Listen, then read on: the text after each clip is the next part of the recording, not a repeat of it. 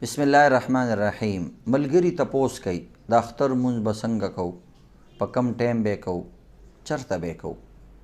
بعضو ملکونو کې بعضې ښاریو کې پابندیانې دي، لاک ډاون دی، اجازت نشته د سرکار د طرف نه. خلک کورونو کې بندیوان دي، هوټلو کې کمرو کې حجرو کې پراته دي. نو عزتمندو چې چاته د اختر موقع وي دا لوی سعادت دی. د اختر مونځ دا یو اسلامی شعار دی، یو اسلامی علامت دی، د اسلام یو لویه نښه ده او دې سره د اسلام یو لوی روب جوړیږي او د هر قوم دپاره خپل طور طریقې وي، علامتونه وي، شعائر وي. نبی علیه الصلاة والسلام فرمایي لکل قوم عید وهذا عیدنا.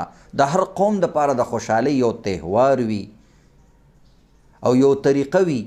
زمونږ دپاره الله رب العزت دا اخترونه د خوشحالۍ تهوار ګرځولی دي. نو لہذا چې کوم ځایونو کې ازادي ده، جوش و خروش سره چې کوم دی د اختر منځونه کول پکار دي.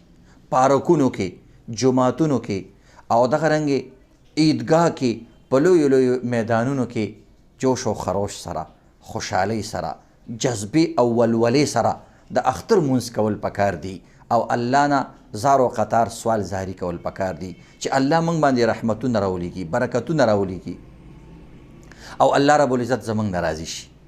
نو د دې وجې نه چې کوم ځایونو کې ازادي د هغوی خو به دې طریقې سره کوي او چې کوم ځایونو کې د جمعې ازادي نشته، پابندي ده، خطره ده، د علماو د سرکار د طرف نه بندیز لګېدلی دی، نو د دوی دپاره هم د مونځ اسانه طریقه ده.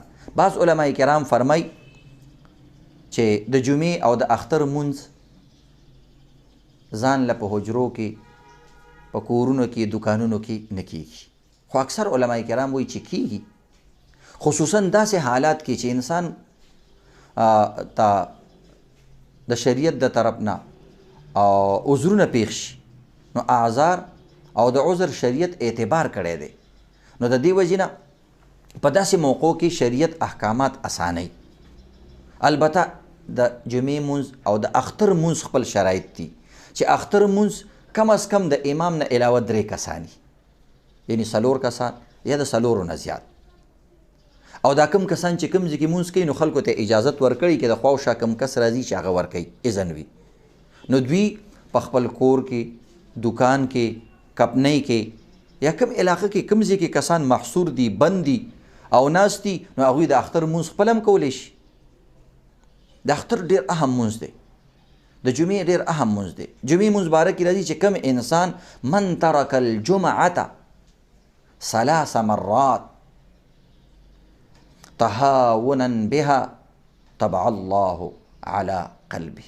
چې کم انسان 3 جمعې مونځ مسلسل پرېغوستو د سستۍ د وجې نه، د غفلت د وجې نه، نو دا انسان په زړه باندې الله مهر ولګوي. او د اختر مونځ هم دغه رنګې د جمعې حیثیت لري او دغه رنګې علماو لیکلي چې کوم انسان د اختر مونځ پرېږدي، کوم علاقې والا حکومت وخت له پکار دادي چې هغوی سره جهاد وکړي. نو حتی الوسع کوشش کول پکار دي، د اختر مونځ کول پکار دي. د اختر مونځ اسانه طریقه ده چې کوم انسانان محصور دي، ایثار شوي دي، په دکانونو کې، کپنیانو کې، کورونو کې بهر نشي راوتی د بیمارو د وجې نه، د سرکاري احکاماتو د وجې نه. نو که 4 کسان وي یا د 4 نه زیات کسان وي نو خپله کمره کې دي د اختر مونځ وکړي. د اختر مونځ بالکل اسانه طریقه ده. په اختر مونځ کې نه اذان شته، نه پکې اقامت شته، صرف 2 رکعته مونځ دی واجب. او دغه شان چې کوم دی صرف 2 خطبې دي پکې. خطبه هم اسانه ده، 2 رکعته مونځ هم اسان دی. روزانه موږ 2 رکعته عام مونځ کوو د نفلو په شان، د سنتو په شان. دا واجب مونځ هم دغه شان دی، خو نیت به پکې د واجب کې، نیت به داسې کې چې 2 رکعته واجب د اختر د وړوکي اختر مونځ کو سره د 6 تکبیرونو. نو دې مونځ کې صرف 6 تکبیرونه زیات ویل دي. نور عام 2 رکعته مونځ چې انسان څنګه کوي هغه شان مونځ وکړي. یو کس امام شي، نور 3 4 5 کسان ورپسې مقتدیان شي، دا وکړي. جمعې کې مخکې خطبه ویلي، دې کې به وروسته خطبه وی، آسان کار دی. نو 2 رکعته مونځ به څنګه کې؟ د اختر د مونځ دا طریقه ده چې امام به نیت وکړي چې د اختر مونځ کوم، زړه کې به یې نیت چې مقتدیانو دپاره امامتي کوم. بس د زړه نیت کافي دی. که په خولې وی چې 2 رکاته د اختر مونځ واجب کوم سره د واړه تکبیرونو الله اکبر، مقتدي به الله اکبر وکړي. بیا چې کوم دی امام به سبحانك اللهم وی وبحمدك وتبارك اسمك وتعالى جدك ولا اله غیرک. مقتدیان به ورپسې دغه شان چې کوم دی سبحانك اللهم ولا اله غیرک پسې وی. چې کله دغه ځای ته ورسیږي بیا به 3 ځل چې کوم دی تکبیر وکړي. تکبیر کې به داسې غوږونو پورې لاس وړي الله اکبر. لاسونه به بیا تړي نه، داسې به لاسونه زوړند کړي. بیا به لږ وقفه بعد بیا وی الله اکبر. بیا به لږ وقفه بعد وی الله اکبر. 3 ځل به تکبیر وکړي بیا به لاسونه وتړي. بیا به اعوذ بالله بسم الله امام شروع کړي، مقتدي به خاموش ولاړ. نورو مسلکونو والا اهل حدیث حضرات هغوی کې مقتدیان هم ورپسې سورت فاتحه وایي، که هغوی وایي هغوی دې وایي. زمونږ مسلک والا خاموش به ولاړي، صرف امام به سورت فاتحه شروع کړي، اعوذ بالله بسم الله به وایي، بیا به ورپسې سورت وایي د قرآن پاک کم سورت، سورې اعلی وایي، بهتره خبره ده.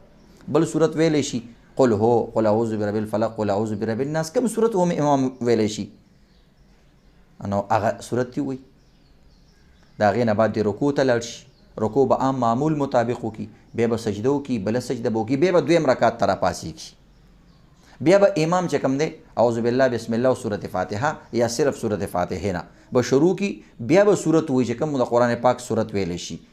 بیا د دې نه رکوع نه ښکته کېدو نه مخکې به بیا 3 تکبیرونه کوي. دا اضافي تکبیرونه دي.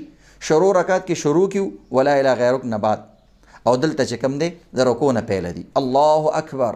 لاسونه به زوړند کړي، لاسونه به نه تړي، الله اکبر.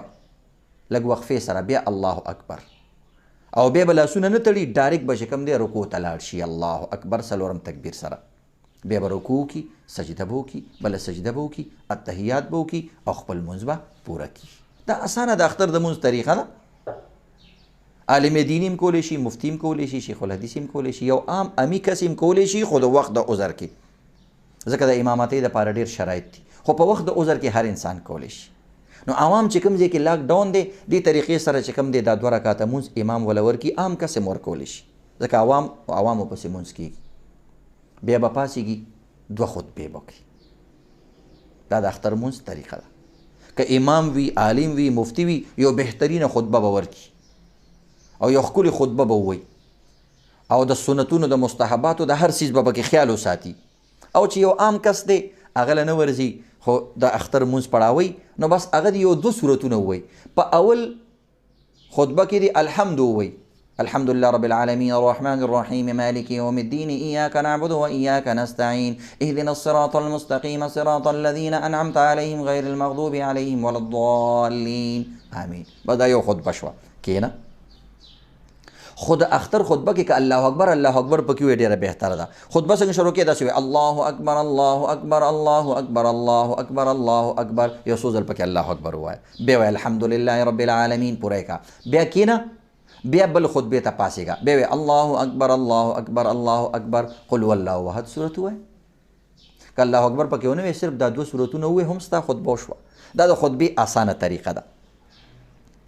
د اختر مونځ به څه ټایم کوي، خصوصا هغه ځایونو کې چې لاک ډاون دی او هلته هغوی ته پته نشته چې د اختر مونځ به څنګه کوو. اسانه طریقه ده. او کم ټایم کې به یې کوو چې کله نور راوخیږي، نور راوخیږي او لږ شان یو نیزه اوچت شي، یعنې لږ نور تیز شي.